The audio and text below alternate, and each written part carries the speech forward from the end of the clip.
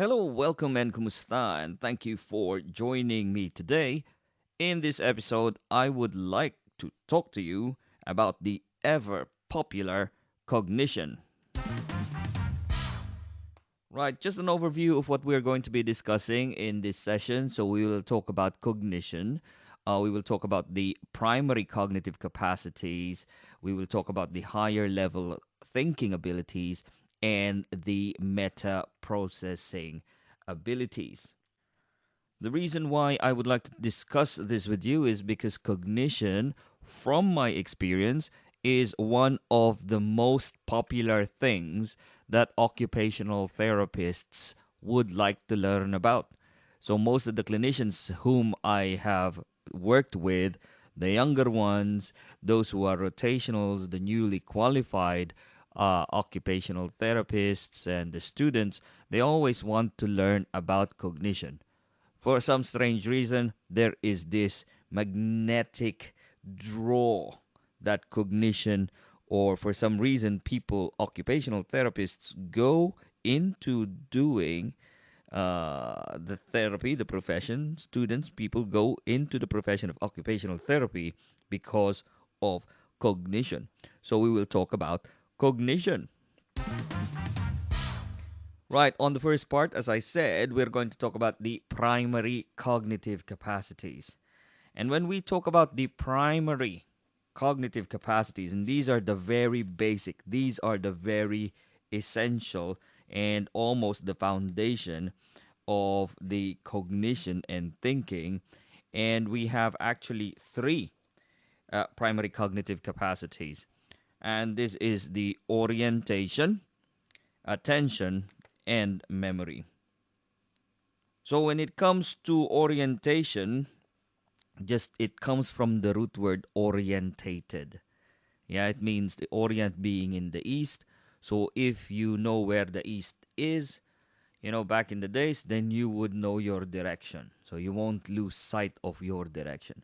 So when it comes to orientation, there are four things actually. So a person's orientation with regard to time, an orientation in with regard to the place, an orientation with regard to person or the people around them, and with regard to event or to the circumstance.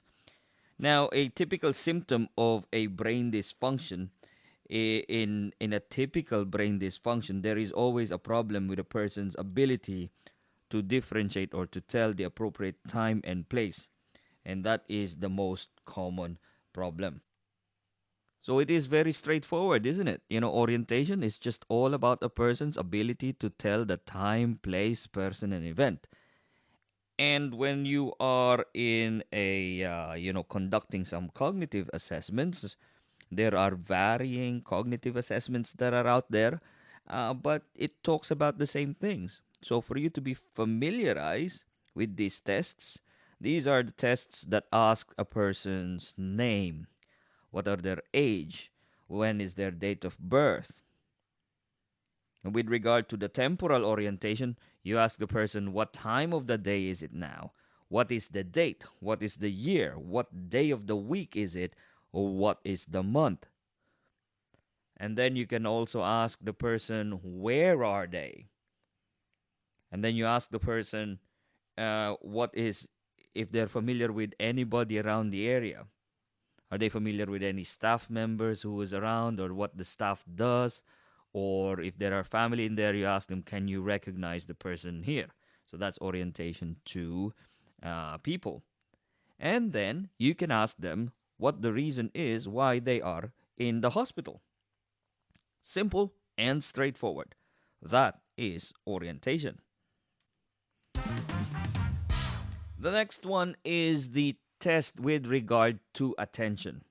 And by definition, attention is the deployment of mental resources for concentration.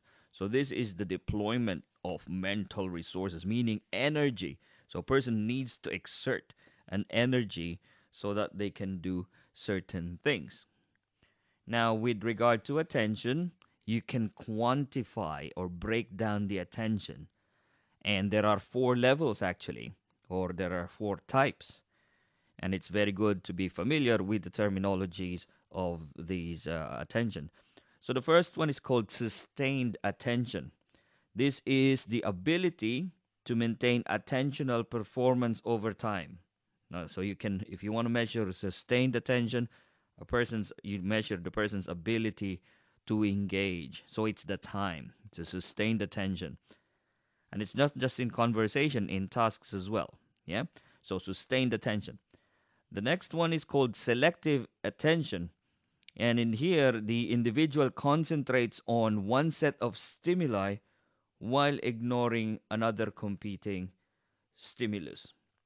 So, selective attention, for example, is you are talking to the person or to the patient, and then while the patient is talking to you, the patient is ignoring a few other things that are happening around them. So, they are able to selectively attend to you. If you give them some tasks, that's what you can do as well. So you give them, say, a writing task or a paper and pen task. And if they're able to do that without getting distracted elsewhere, so that is called selective attention. The next one is called divided attention. This one allows a person to respond to more than one task at a time. And this is much more complex skill than the sustained and the selective attention. So when a person has divided attention, so you can do multiple tasks. Now, I understand that in the hospital setting, if a person is in the room, it's very difficult to establish the divided attention because normally you just give a person a single task. Like, for example, if you give them washing and dressing practice, that's a single task. And then, but if you ask the person, okay, I want you to do like prepare a cup of tea and at the same time make a list of the shopping.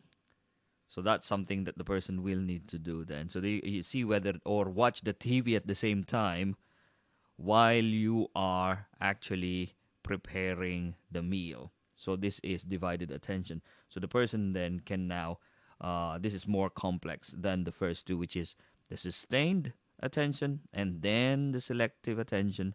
And then now you have the divided attention. And then the most complex one is the alternating attention. So here one flexibly shifts attention between multiple operations. So lots of different tasks at the same time, multiple operations.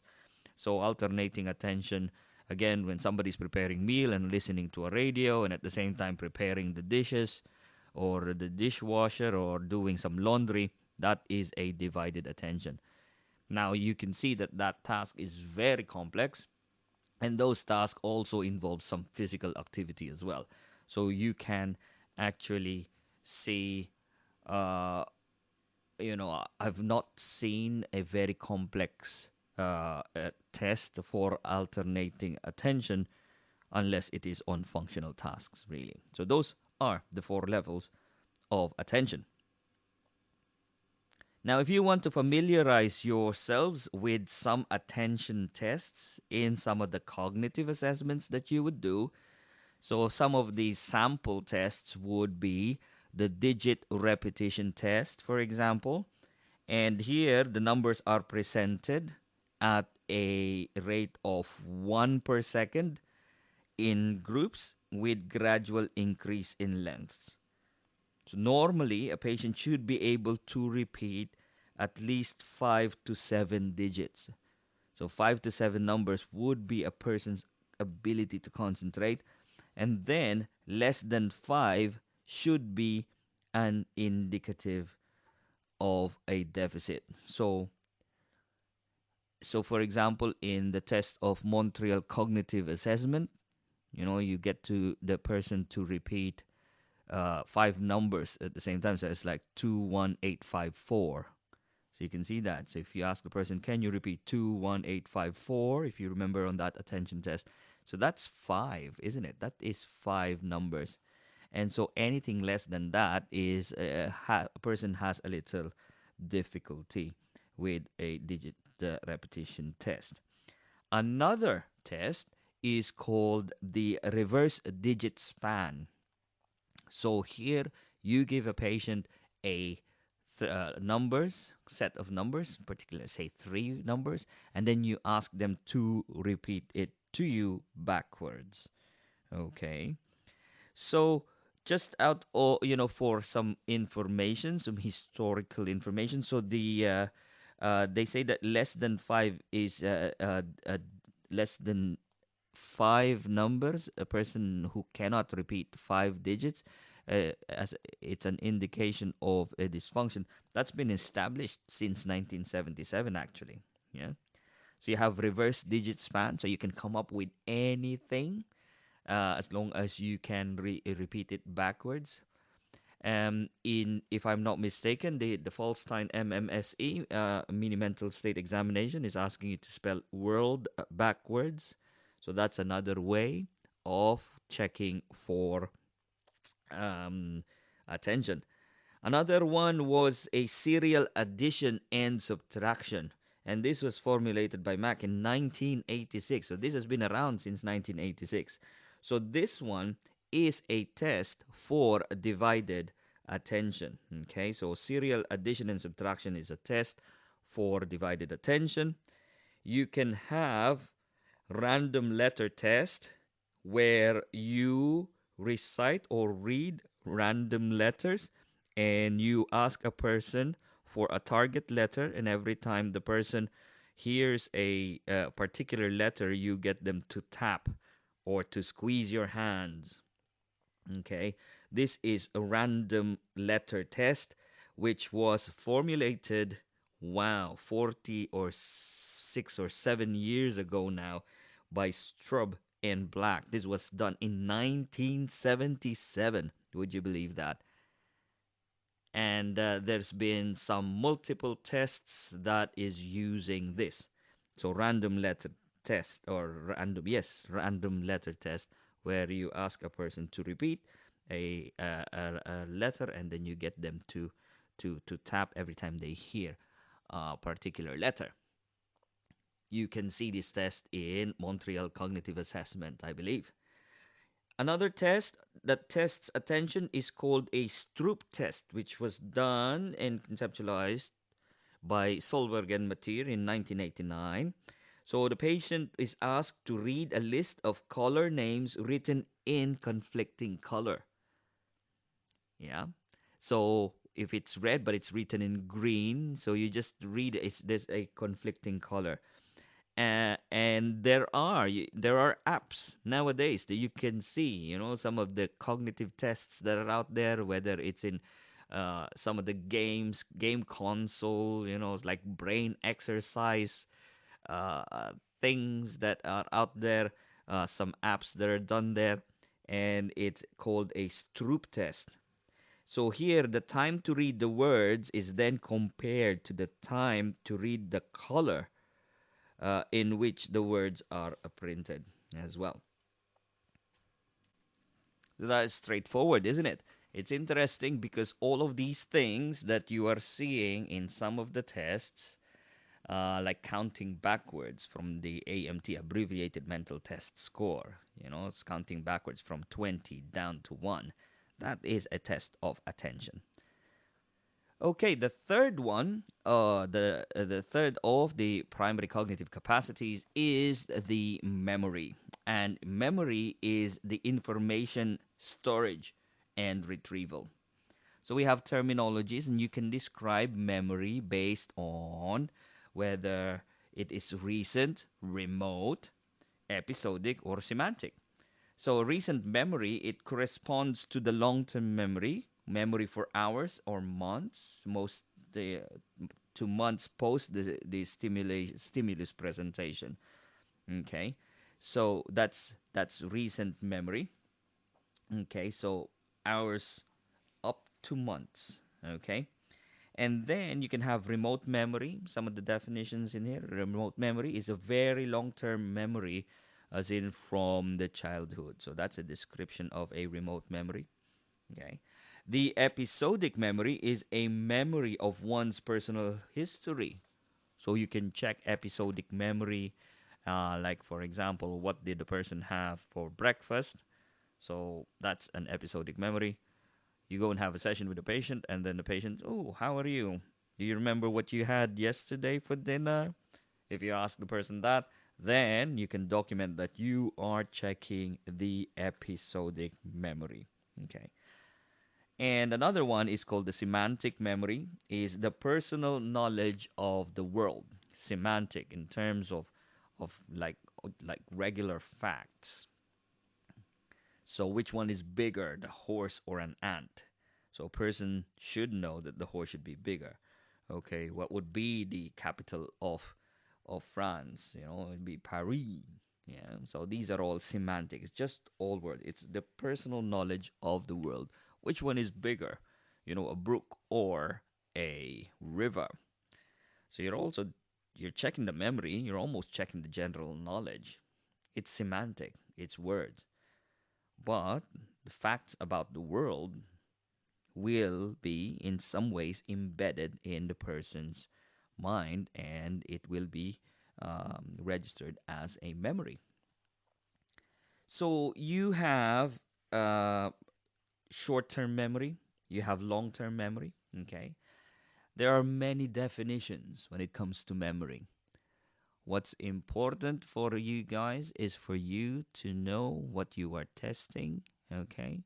And so that you can document things. Okay, so a short term memory, so there's two things, you have short term and long term. But then short term, there could be many short term memory as well. Okay, it depends on who are you a follower of. So short-term memory is you can have immediate memory. So a memory that is held in conscious awareness, which is usually less than 1 minute.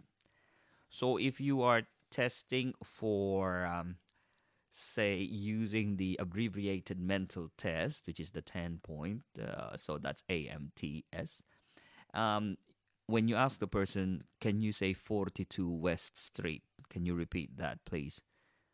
And the person repeats it, 42 West Street. Good. So already the immediate memory, you're already testing that within 1 minute. Yeah. So that's immediate. It just means that it has gone through there, it has made a slight imprint on the brain. And then after 1 minute, you check and see whether it's still there. So that is registration or immediate memory. Again, a short term memory is held longer than 1 minute. So after 1 minute, if the person has forgotten the 42 West Street, then that becomes a bit of an issue because the short term memory is called the primary memory. Okay. So it will get you from one task to another. So short term memory, one task to another. Okay. Another one is called the working memory. And a working memory is a temporary storage of information needed to perform a task. So it is restricted, the mind has restriction of uh, uh, holding up to seven information. So it's seven chunks of information plus or minus two. So up to nine. So either five, so it's from nine or from five to nine, but seven is the average. And this has been established since the 50s, 1956 by Miller.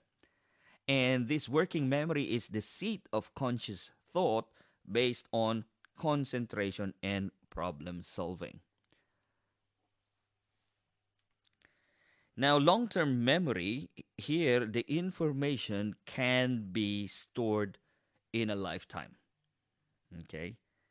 And you have two systems. You can either have declarative memory or you can have a procedural memory. So, declarative memory, again, we're talking about the two subsystems of long term memory, yes? So, declarative memory and the procedural memory. So, the declarative memory are those that hold factual information.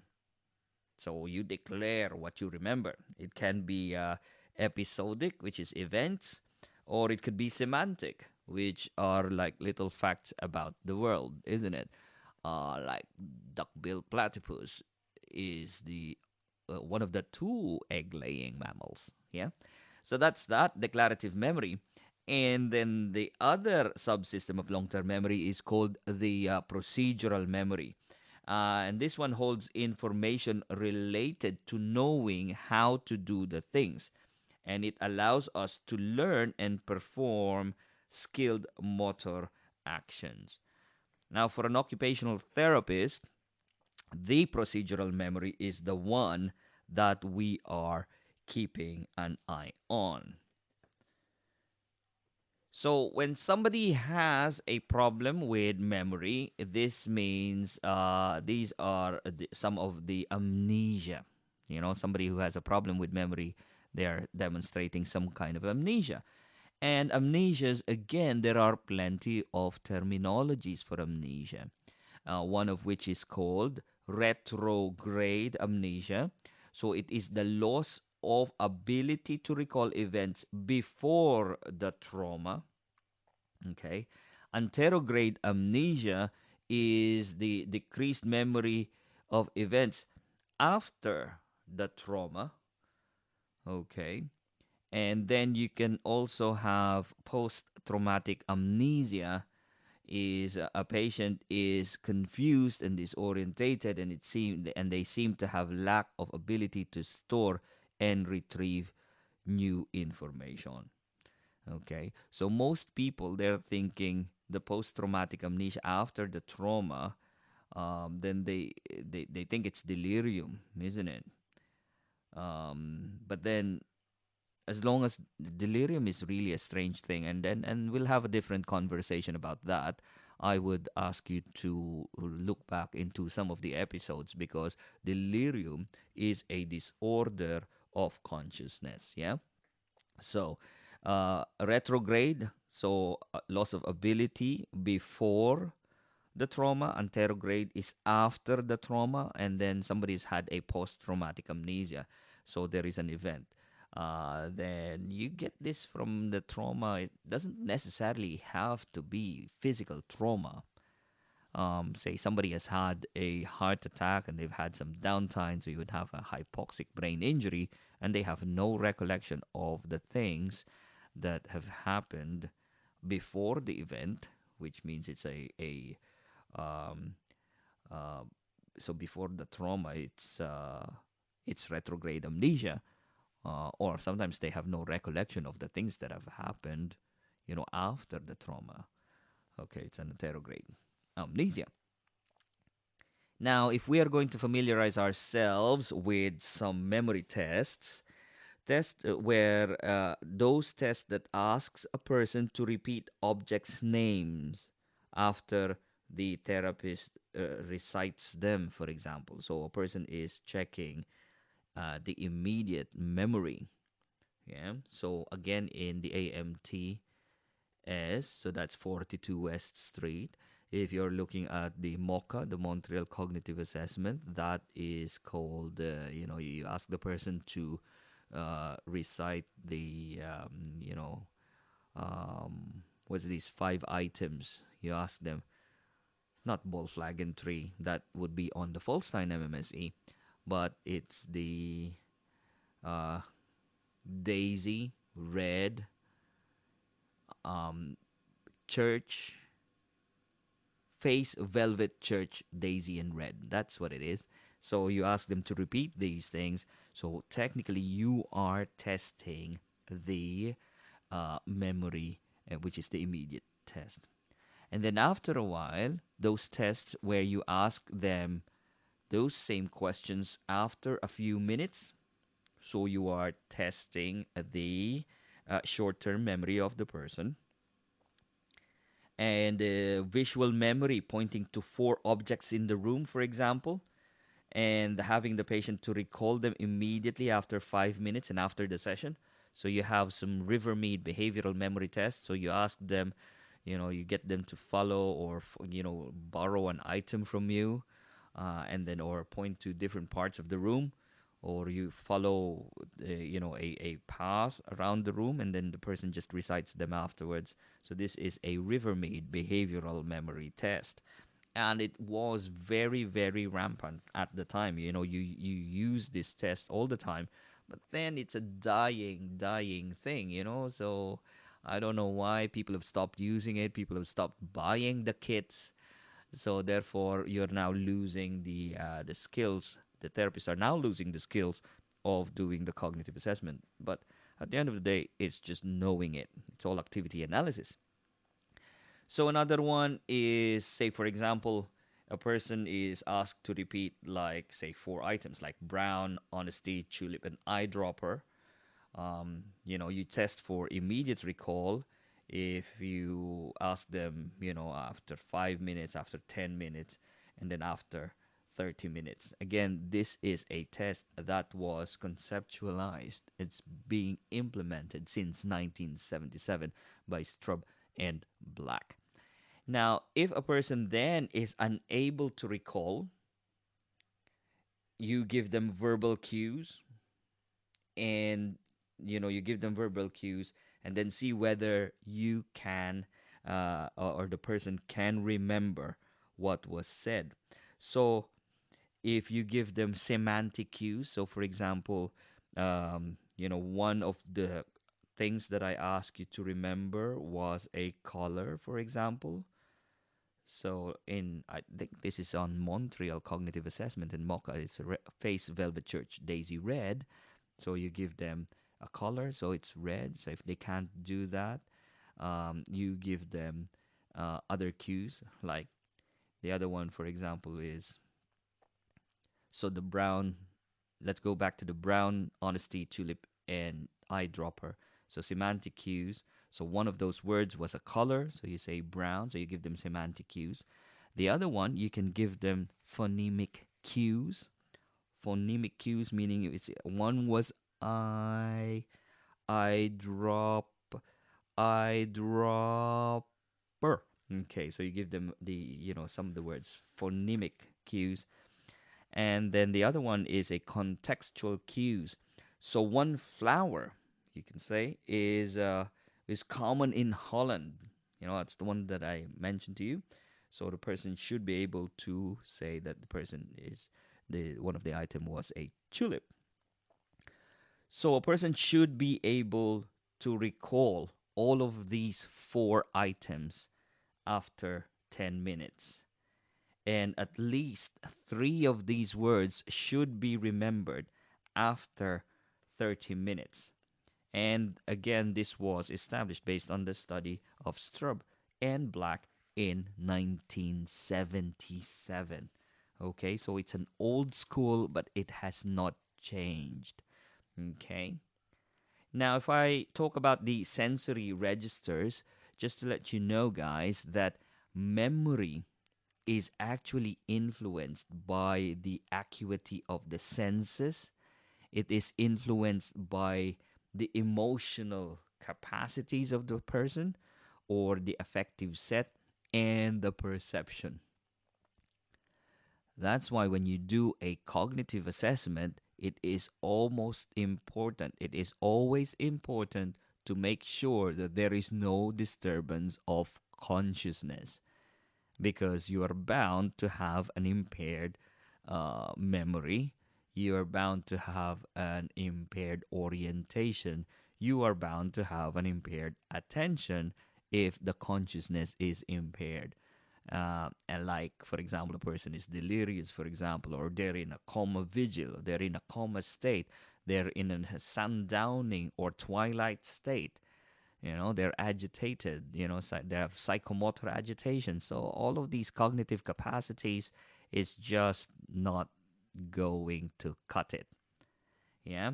So what happens is, first there is an environmental input. So the input that's coming from you as a stimulus, and then you're testing the patient. So that's an environmental input. And then you would have a sensory registers, and sensory registers meaning it should go through the system of your patient, and then automatically it should transfer to either a short-term memory or working memory. So, like a conversation that you're having that conversation.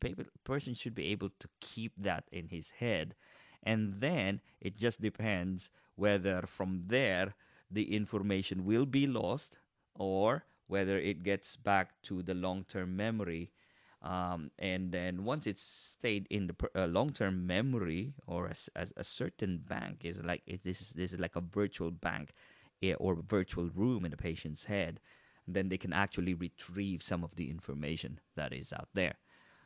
So over a period of time, all of these memories, some of the things that are not important, it doesn't stay in the person's head anymore. So there's only a short-term memory, and some of those people that are growing in age, they don't keep a lot of things in their head anymore, but they keep it in the short term because it's all about making a decision. And they use these working memory to make a decision. It's on the here and now uh, information so that the person can make a decision. Right. Now on the second stage, now we're talking about higher level of the thinking ability. So we were done with the basic, the primary level. Now it's the higher level. And in here, in the higher level, we're talking about problem solving, the reasoning, and the concept formation. So, in problem solving, the process of problem solving is the first one, the person needs to identify the problem. And then they need to define what the problem is. The next thing is the person will generate possible solutions, and then they will try and choose one of those solutions, and then they will implement the preferred solution, and then they will evaluate the outcome against a desired goals.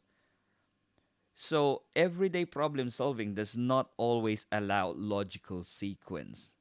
In fact, in 1991, Wagner, in his discussion with some managerial problem solving, he reported that the high level managers, they apply a non-linear problem solving skills in which they rely on the tacit knowledge and base their actions and decisions on intuition rather than deliberation. So problem solving becomes, it refines itself. So at first, there will be a problem. The person needs to identify what the problem is, and then the person will put in what are the possible solutions, and then they will choose one, they'll implement it, and then they will then, after implementation, they will then see whether it is effective or not, or will try another thing. So that's the basic problem solving process. Now, as over a period of time, those people who are expert in the field of what they do, they don't necessarily have to do problem solving anymore. It's already ingrained. The programming in the brain is there already, which means the person can just make a decision and all of a sudden it just does it. The brain just does it. So, what is the implication of this?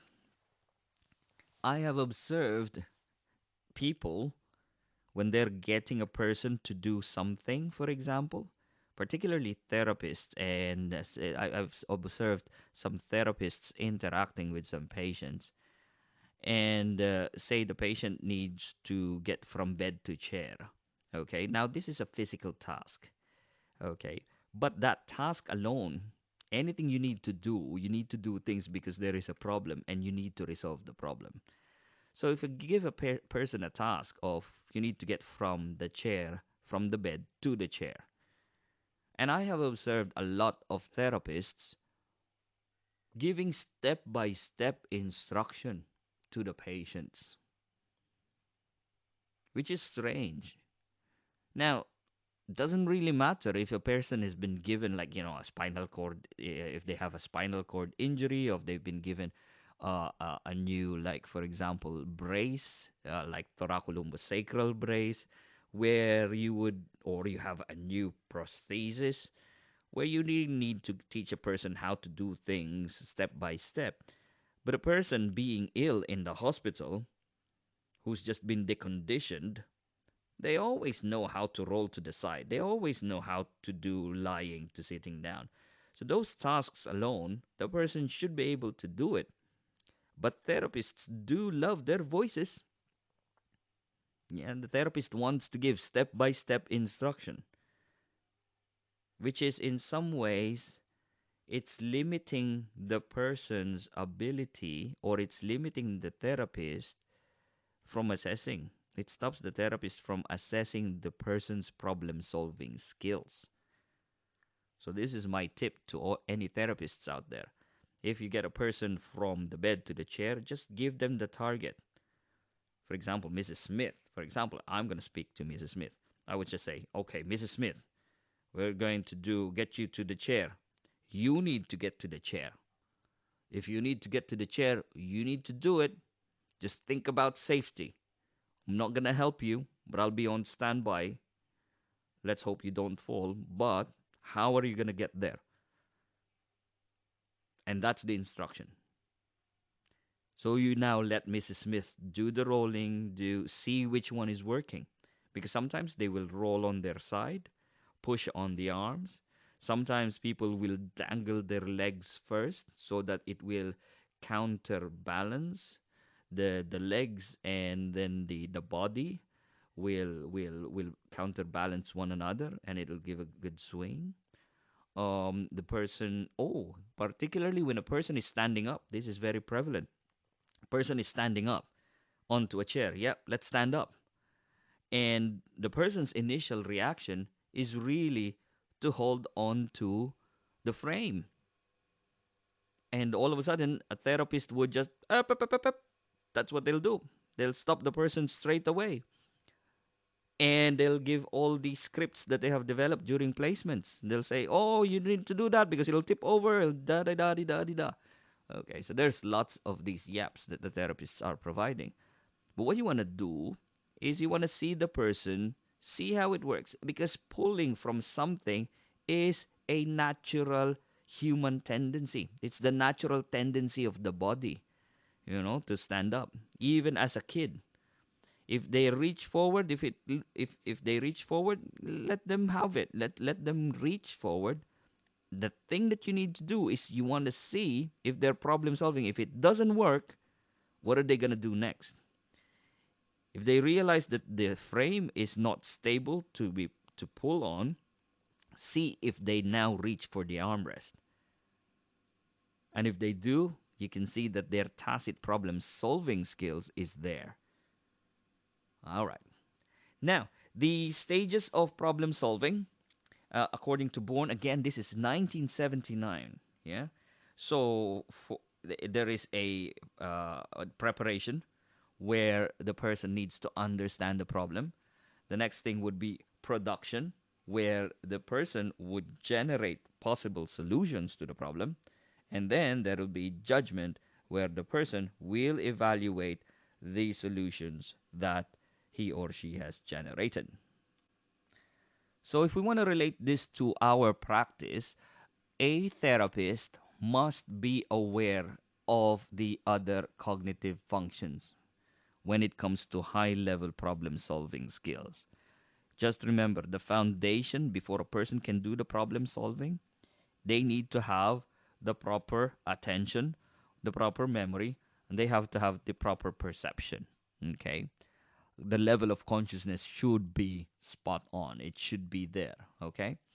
Now, you can say, for example, if you ask a person to do ask a person to copy a block design, yeah. If a person is unable to copy a block design, now there may be lack of spatial skills, or may not be able to analyze the design and figure out how to build it. Okay, so it's not a cognitive task because this can be a visual perceptual thing. Yeah, so evaluation of a person's problem solving skills begins after a comprehensive assessment of the other cognitive functions. Okay. So you do some cognitive tasks, for example, and this would be visual perceptual or cognitive motor tasks, or cognitive perceptual tasks. That's why it's called cognitive perceptual retraining, isn't it? So you give them a task of, say, copying a block design. So you've got a few blocks and you put in such an order, and you get the person to copy it. So if the person cannot copy it, so problem solving is definitely impaired. Why? is the next question. You know, yes, it is impaired. It's either there or not. If it is not, why? What's causing them to not copy the design?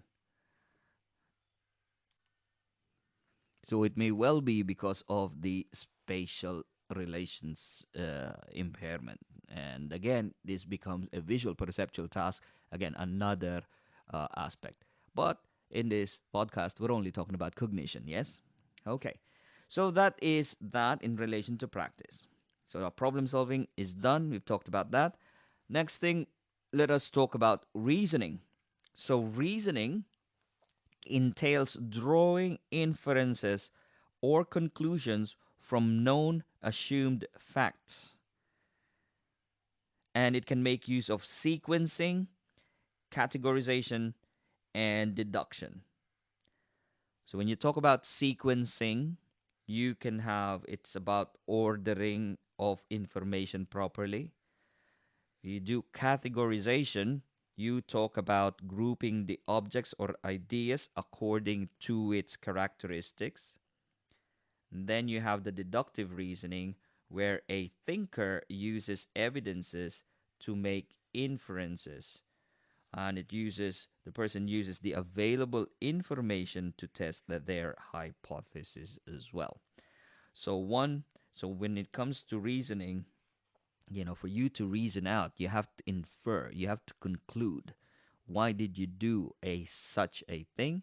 A person will do only such a thing based on will make their reasoning based on available facts, and so you can have the sequencing, categorization, and deductive reasoning in there.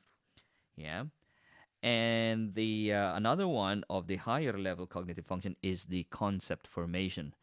And in here, this is the ability to analyze the relationship between objects and their properties.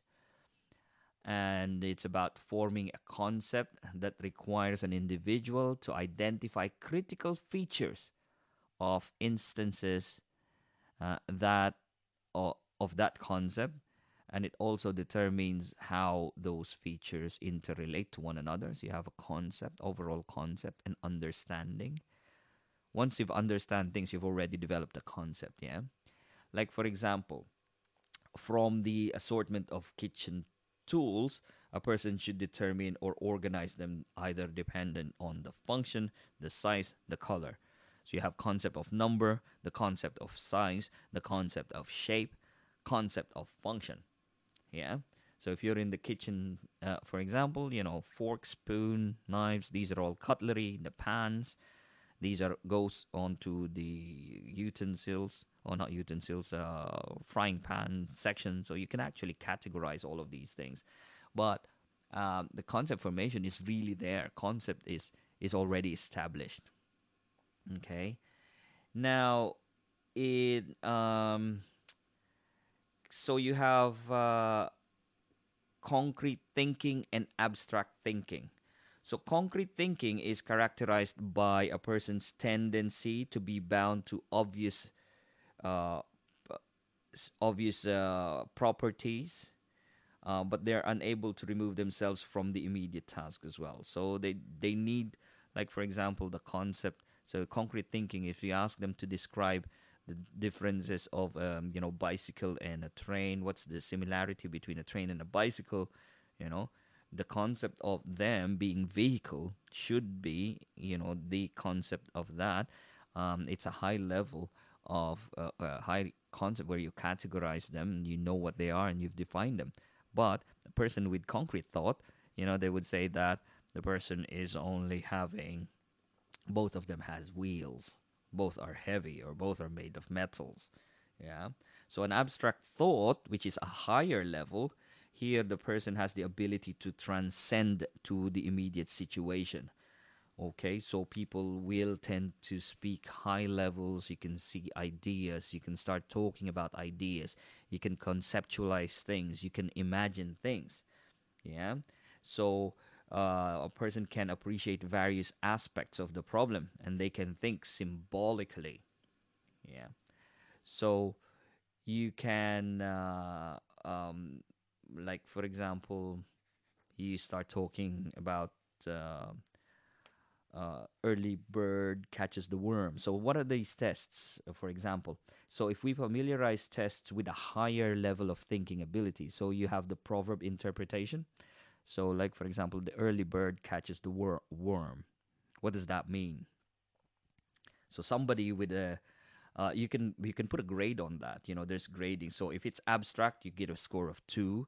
If it's semi-abstract, you give a 1. If it's concrete, then it's a 0. So an abstract would be, well, people who are early, they really benefit from being there because you're there ahead of everybody else. And it's better to be prepared in life, that kind of thing. So yeah, you get all the benefits if you are way ahead of everybody. So that's an abstract. um, a concrete thought would be, early bird catches the worm. They say, well, the bird really will just catch a worm, so it's really concrete and very limited. Another one of a high level of higher thinking test would be social awareness. So this is a social awareness test. So where a person is evaluated, they're evaluated by responses to questions concerning an environmental situation. Like, what should a person do if he sees a smoke in the building? So this is a social awareness test. It tests for concept formation, problem solving. Conceptual series completion test. So this is a test for verbal abstraction, problem solving, and reasoning. So for example, 1, 4, 7, 10. What's next? That should be 13. So that's good. Or A Z B Y C X D. Okay. W. That would be it. So elephant is 2, 8765431. Plant would be 57321. Lap would be something. There you go. So these are conceptual series completion tests. So some of those tests, some of those games that you would see in the apps, it's all there. It's been around since the 70s. Okay.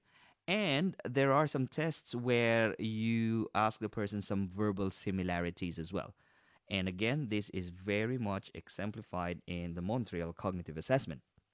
So, verbal similarity would be, what's the similarity between an apple and an orange? So, you are supposed to put a score of 2 if the person is able to say that both are fruit. You put a score of 1 if the person is only able to describe the properties. Both are sweet, both are round, and 0 if they just couldn't do it at all. Yeah. So the uh, the concept of, in the abstract thought in the Montreal Cognitive Assessment, that is a high level, and that's been supported by occupational therapists, really. Now, the third and the last is the meta processing abilities, which include executive function and self awareness. So, executive function, this is necessary for successful performance of unstructured multi step tasks and an array of everyday occupations. And in an executive function, the person, you have four components. You have volition, planning, purposive action, and effective performance. So, by volition, we mean that a volitional behavior is dictated by determining what one wants or needs when formulating a goal to act. And this is influenced by self awareness. Planning is about identifying and sequencing the steps to move toward a goal, an endpoint. And purposive action is the translation of an intention or plan to into productive self-serving activity that requires the actor to initiate, maintain, switch, and stop sequences of complex behavior in an orderly and integrated manner. Okay, so that's purposive action. And then the effective performance, it requires that an individual monitor and self correct while regulating the intensity, the speed, the strategies for doing uh, strategies during the task as well. So executive function is really just getting things done properly without prompts. It means they know what they want to do. They can plan things around. They have the purpose, and they can plan things around, and they can tell that uh, if they would have an effective performance. So the highest level of cognition is the self-awareness. Yeah, this is the highest of all integrated activities of the brain, according to Prigatano and Schachter in 1991, and is the ability to process information into about self and compare it into a long-standing self-evaluation. So you have a self-concept, you have a self-identity. This is me. This is how I do it. You know, I know that things that I'm doing are wrong, but this is me. This is my character. Okay. So you have two primary dimension. One is the appreciation of their personal attributes, such as their physical and cognitive strengths and weaknesses. Second one is the initiation of compensatory strategies in response to their known personal attributes as well. Like myself, for example, I know that my memory has been getting bad recently, so I've always had a memory book with me. So that's me compensating because I know I have a self awareness that it will be risky for me to just keep things in my head, so I keep a memory book with me. Right. And we have three levels of awareness actually. Yeah. So one is just the intellectual awareness. So I know something is wrong, but they don't want to do anything about it. The emergent awareness, you know something is wrong at the time and you know that things are getting wrong as it emerges. And then the last one would be the anticipatory awareness. You can foresee that a problem is going to happen if you don't do anything about it as well. Yeah.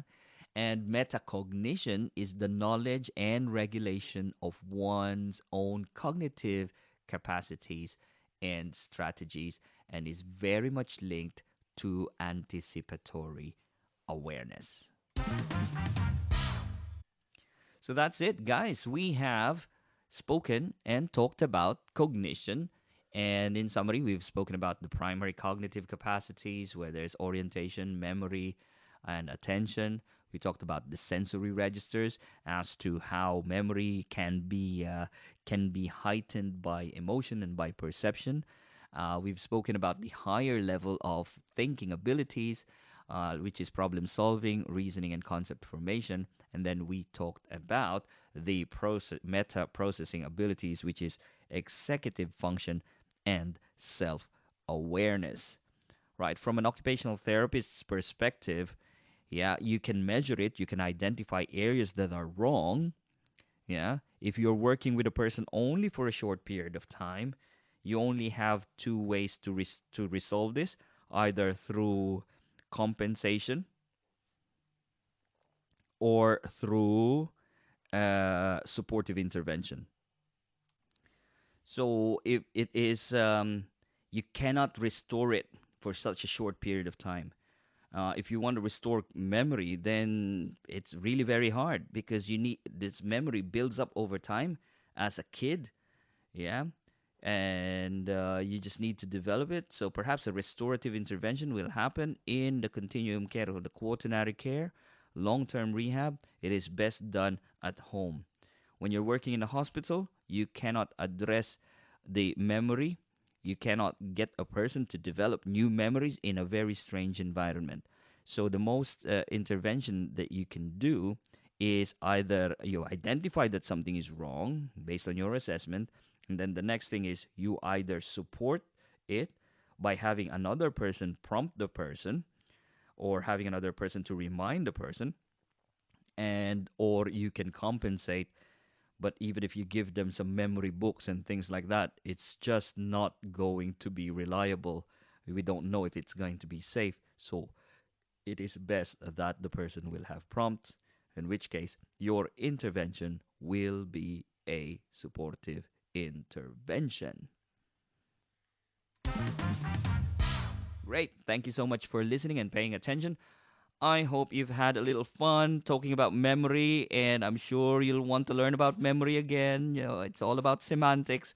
Just know the words and say it over and over again. Talk to each other, and that's the only way, and that's the best way for you to remember stuff if you share it to others.